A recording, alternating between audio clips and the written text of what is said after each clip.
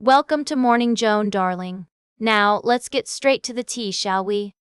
The big news in entertainment is that a Labubu film is officially in the works with Paddington director Paul King at the helm. Can we talk?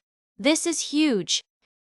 Labubu dolls have taken over the world, and now they're coming to the big screen. I mean, who wouldn't want to see these adorable little forest elves in a live-action and computer-generated animation film? It's like a match made in heaven. And with Paul King directing, we know it's going to be a wild ride. The film is still in early development, but we can't wait to see what they come up with. Now, I know some of you might be thinking, Labubu, isn't that just a toy? Well, let me tell you, darling, Labubu is so much more than just a toy. It's a global sensation, with sales worth nearly $40 billion. Yes, you heard that right, $40 billion.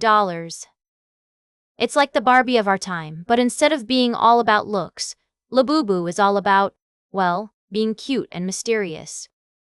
And have you seen the way celebrities are obsessed with these dolls?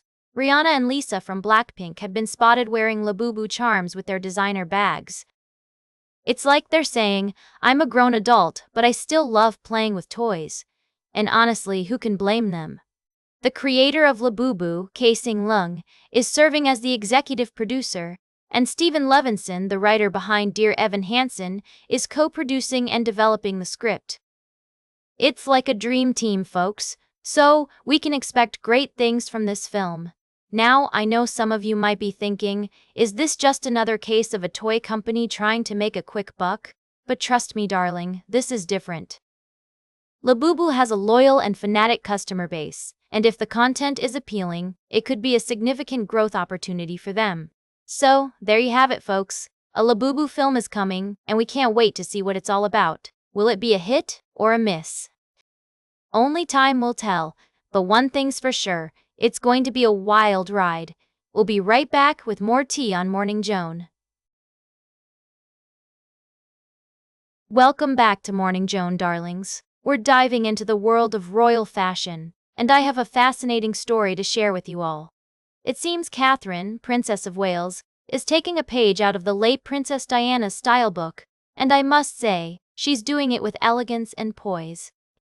Recently, at a state dinner for Nigerian President Bola Ahmed Tinubu and his First Lady Reni Tinubu at Windsor Castle, Catherine wore a stunning deep green gown by Singaporean designer Andrew Ng. But what really caught my attention was her choice of tiara, the Cambridge Lover's Knot tiara, which has become her go-to piece for official occasions. This tiara, with its 19 hanging pearls, was also a favorite of Princess Diana's, and it's clear that Catherine is paying homage to her late mother-in-law's enduring fashion legacy. Now, I know some of you might be thinking, Joan, this is all just a bit too calculated, isn't it? But let me tell you, darlings, in the world of royal diplomacy, every outfit choice, every accessory, and every hairstyle is a carefully considered decision. And Catherine, Princess of Wales, is proving herself to be a master of dress and tiara diplomacy. But what I find particularly interesting is how Catherine is balancing her nods to Diana's style with a deep respect for the current monarch, King Charles. She's not trying to upstage him or outdo him. Instead, she's finding ways to honor his late wife while still being mindful of her own role as the future queen.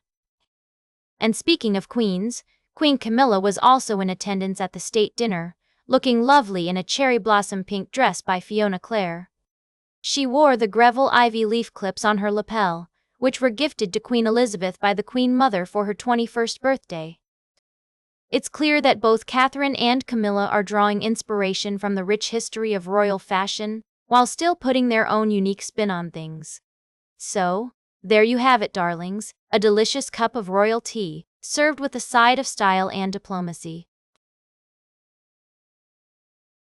Welcome back to Morning Joan, darlings. We're closing out the show today with a juicy tale of behind-the-scenes drama in the world of television reboots.